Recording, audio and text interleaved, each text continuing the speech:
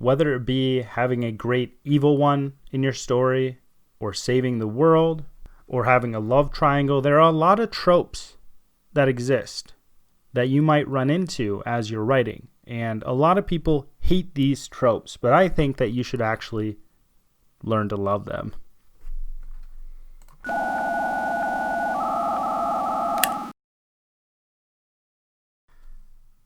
Welcome to How to Write Good. I am your host, Daniel Poppie. You can find out more about me at danielpoppie.com. If it is your first time here, How to Write Good is a writing podcast that seeks to find principles and advice that can be applied across a broad range of writing situations.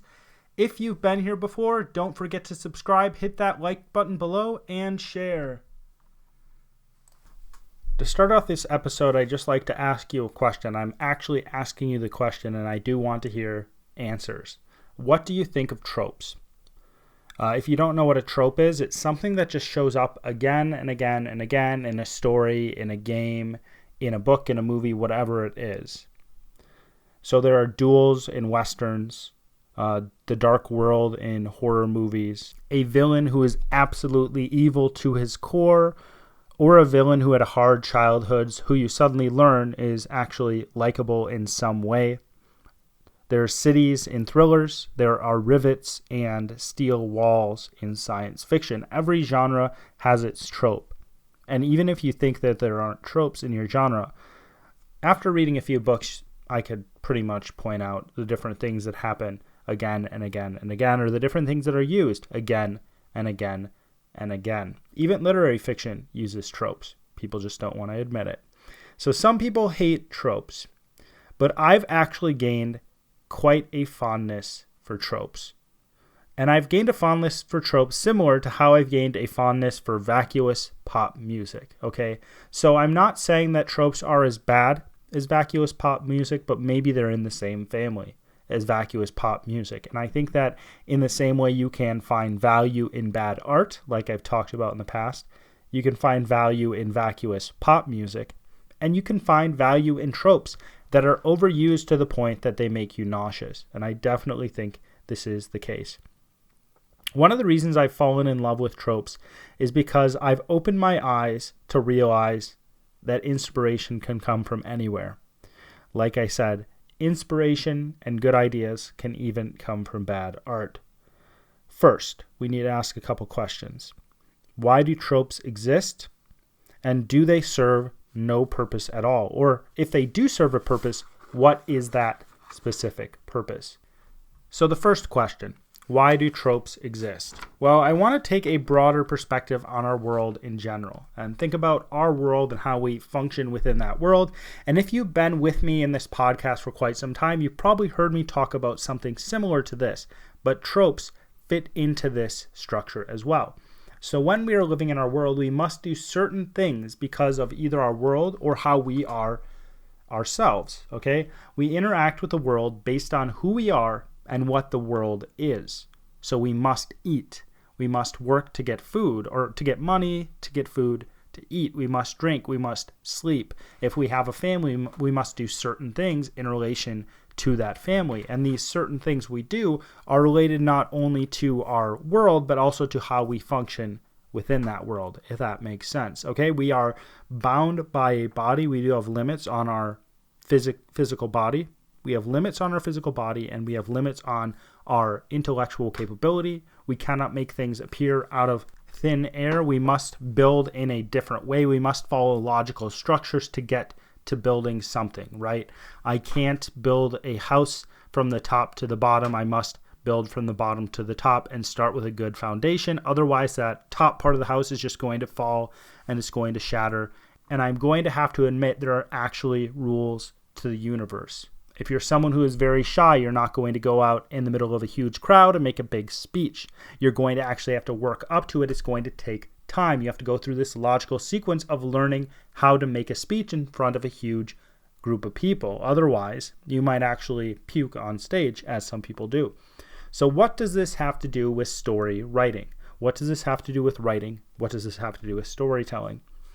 Writing and storytelling, they're both different things. Both of them have rules. We have to use proper grammar when we write. We have to use 3 parts of a story. Every story is going to have 3 parts. We need characters in some sense in our story. We need conflict, etc. There's different things within our writing that we need to have within the writing. There's different things that exist for stories that we need to have within the stories as well. A story is defined by certain things. If you take out characters, I don't think it's a story. If you take out those 3 different parts, the beginning, middle, and end, I don't think it's a story. If you start to rip grammar from your writing, I don't think you're actually writing. I think you're doing something else. You're not actually communicating something, because at the heart of writing is communication. So you've done something else. If we take conflict out of the story, we might say that isn't a story as well. That's a little bit different, but I think that that's probably getting rid of the story as well. So stories have rules. Writing has rules. Genres also have rules. Each genre has a specific feel, right?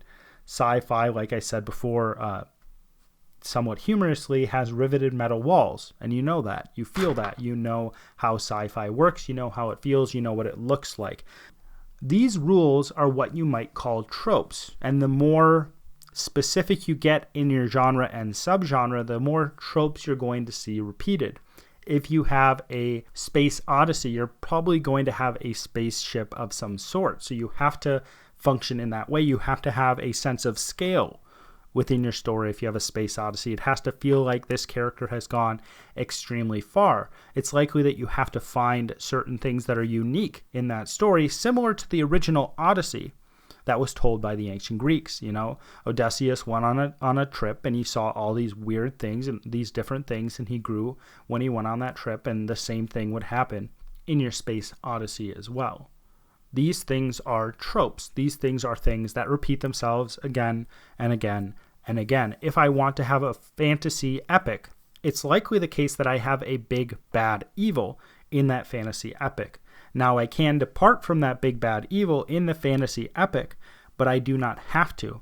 And you can do it in a way that is good, and that's where I'm going to be getting pretty soon. But Lord of the Rings has one. Harry Potter has one. I'm sure a lot of other fantasy stories that have been told have one. I think that the Black Cauldron series has one.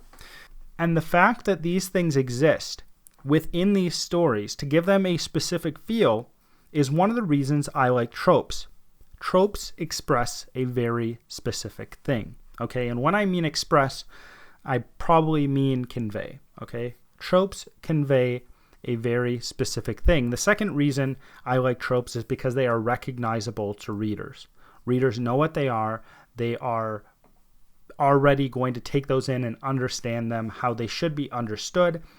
Readers are trying to read oftentimes for entertainment. They want to get away. They want escapism, etc. But they want to be entertained when they are reading. I don't know of anybody who doesn't want to be entertained in some capacity when they are reading. And if there is too much work to reading, people are probably going to put down the book, right? So tropes are similar to video games that get released every single year. The video games change very little, but they're enough to keep people's interest. And people go back to those games because they're familiar. People read the same books again and again and again because they're familiar. People watch the same movies because they're familiar. People don't like to do new things because they have settled into their way of life, and they don't want to break out of that way of life in any way that is going to change it from the familiar. People like the familiar, and that's what I'm trying to say. So tropes are recognizable to readers, and they express a very specific thing. So they kind of have a double punch right there. They are very powerful in that sense.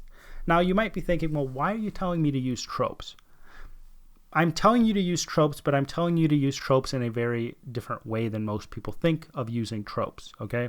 So what I would suggest is if you already have a book written, you go through and you find those things that would be considered tropes, and then you approach it in the way I'm just about to talk about. Or if you are writing your outline, or if you're planning your book, you think about what are the things that are going to be very tropish. It's not a word, but it is a word now. What are those things that are going to be very tropish? And I'm going to take those things and I'm going to approach them in a different way so that they come across in a new and fresh way.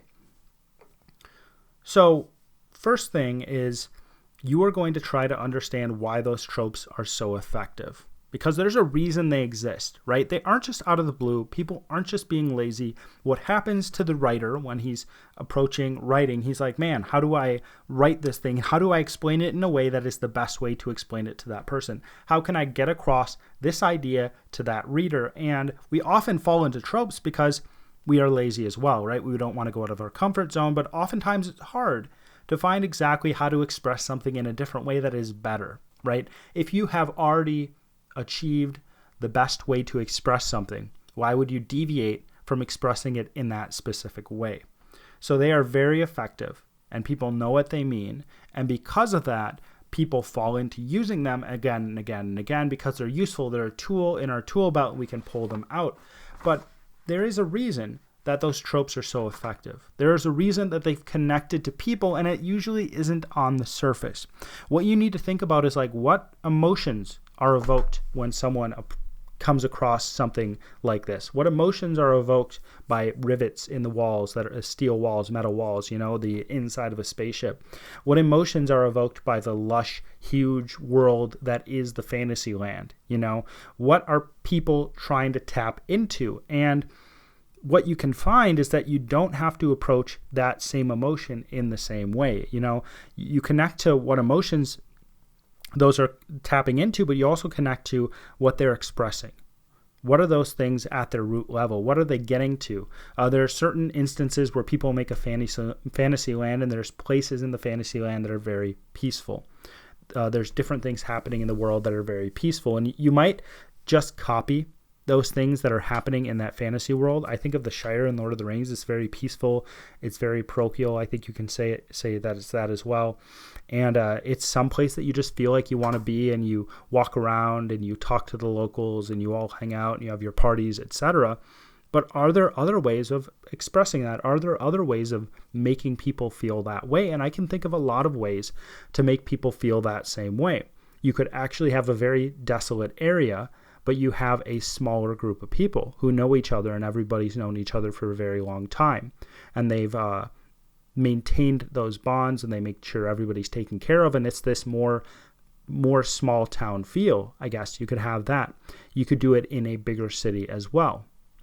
You could do it in a lot of places. You could do it just between a few people. You don't have to have a big group. You could have a small group. You could also have one person by themselves and everything is taken care of for them. They figured out how to live their life, and it's still this sense of peace. It's still this sense of belonging where they are, but it's a different way of doing it. It's a bit lonelier, right?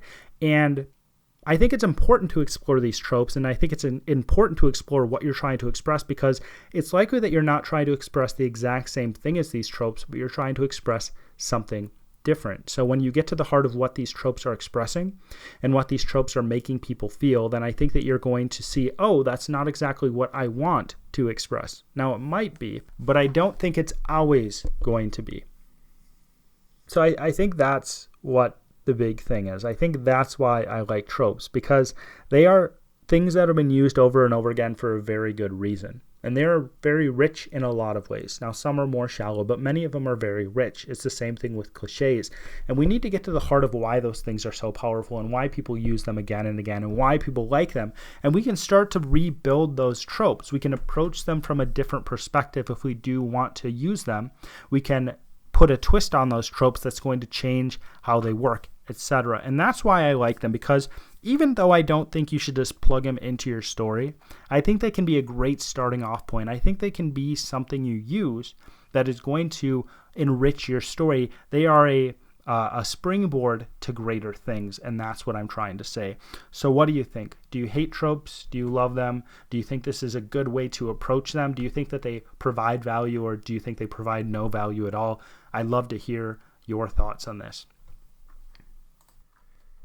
If you enjoyed this, you're probably wondering how you can support me. Well, you can actually do two simple things. Follow the first link below to grab a copy of my book, and then follow the second link and sign up for my newsletter. It's that simple. Those two things will mean the world to me and give me more time to write books and create content for you. As always, my name is Daniel Poppie, and this is How to Write Good.